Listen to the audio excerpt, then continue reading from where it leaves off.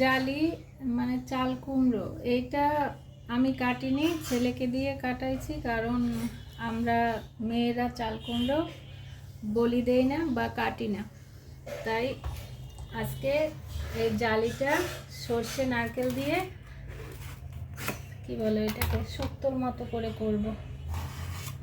প্রথমে কেটে ছোলাটা ফেলে জলে ভিজাবো, তারপরে লাউ ঘন্টর মতো ছোট্ট ছোট্ট করে কেটে নেব। আমাদের মধ্যে পুজোর সময় চাল কুমড়ো বলি হয়, তাই মেয়েরা এটা কাটে না। এটা একটা কিছু মানে কি বলবো, এটা একটা কুসংস্কার আর কিছুই না। তারপরও যেহেতু মা কাকিরা কখনো করেনি, তাই আমিও করি না, ছেলেকে দিয়েই টুকরো করে নিচ্ছি। এই যে ছুলে সব পিস করে নিচ্ছি। এখন এটাকে আমি ছোট ছোট টুকরো করে কেটে, আমার মেয়ে পছন্দ করে তাই আর কি আজকে করা। আপনারা চাইলে আরও ছোট ছোট জিরে জিরে করে কেটে নিতে পারেন, আমি একটু বড় বড়ই করলাম। তো আমার হয়ে গেল অবশেষে জালিটা কাটা। এবার আমি রান্নার প্রস্তুতি নেব।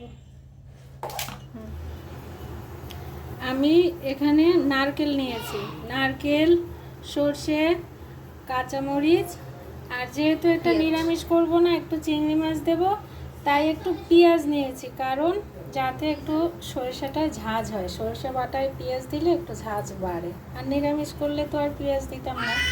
এই সব কিছু এক করে নিলাম। তবে নারকেলটা কচি, আমরা যে বলি ঝুন নারকেল, সেই শক্ত নারকেল না, একটু কচি দুর্মা নারকেল বলি আমরা বরিশালের ভাষায়। তো এখন আমরা এটা বেটে নেব। সর্ষে বাটা হয়ে গেছে, এবার আমি এটা বাটিতে তুলে রাখি। তেল দিয়ে নিচ্ছি। নামানোর আগে যদিও আমি সর্ষের তেল দিব, পুরোটা সর্ষের তেল দিলে ভালো হতো, কিন্তু আমাদের যেহেতু অভ্যেস এই সয়াবিন তেল মানে সাদা তেল খাওয়া, তাই একটু শুরুটা এটা দিয়ে করলাম। আমি সবসময় তেলের মধ্যে একটু লবণ দিয়ে নিই, এতে কী হয় জল পড়লেও তেলটা ছিটবে না। এবার আমি চিংড়ি মাছটা এর মধ্যে দিয়ে নেব, ভেজে নেব আগে একটু।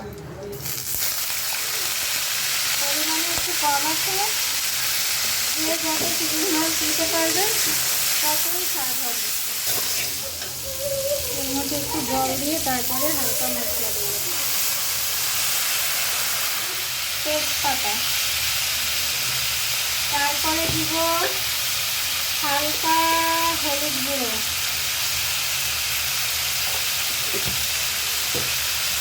তার মধ্যে দিব, যেহেতু আমি কাঁচা লঙ্কার পরিমাণটা বেশি দিয়েছি, তাই আমি মরিচ গুঁড়োটা অল্প দিব। আদা বাটা দিব অল্প করে, পরিমাণ কিন্তু আমি বলছি না, কারণ পরিমাণটা আপনি আপনার মতো করে পরিমাণ বুঝে দিবেন, যেটা রান্না করবেন সেটা। আর সর্ষে বাটায় অত মশলা না দিলেও হয়, সর্ষে নারকেল যেটাই দিচ্ছেন আপনি ওটাই নেবেন, অন্য মশলার ফ্লেভারটা বেশি আসলে ভালো লাগবে না। এবার আমি চাল কুমড়োটা দিয়ে দেবো, যেটাকে আমরা জালি বলি, কচি চাল কুমড়ো।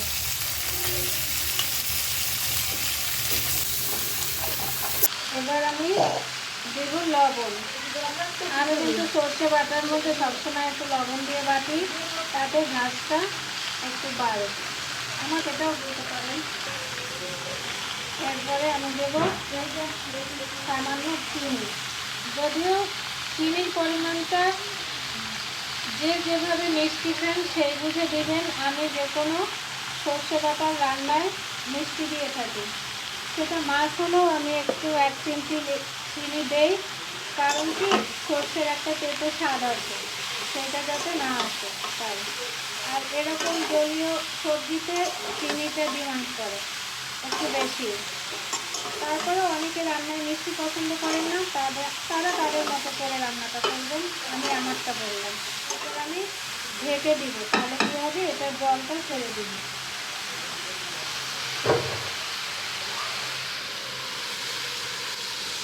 তুই দিয়ে দেবো। গ্রামের সবজি যেরকম টাটকা ক্ষেত থেকে তুলে নিলে ওটা আর জল দিতে হয় না, কিন্তু আমাদের শহরের সবজি যেগুলো আমরা কিনে আনি এটা কদিনের পুরানো তা তো বলতে পারছি না।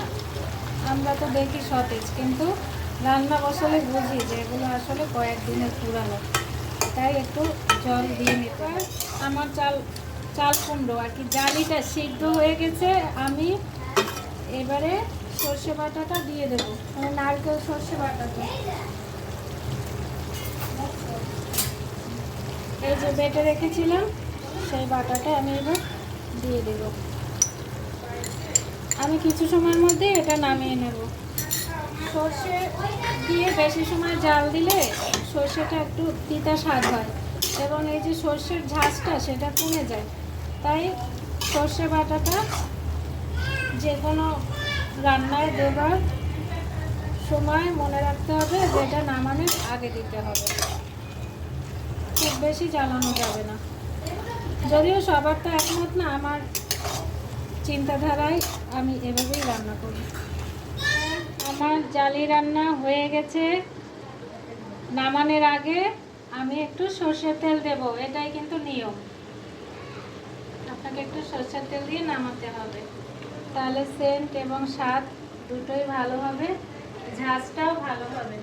এবং আমি এবার খুন্তি নয় চামচ দিয়ে নাড়া দিব, কারণ নামানোর আগে ঘন্ট বা শুক্তো জাতীয় যে কোনো জিনিস একটু চামচ দিয়ে নাড়াচাড়া করলে সেটা মিশে ভালো, চেয়ে চেয়ে থাকবে না, দেখতে ভালো লাগবে।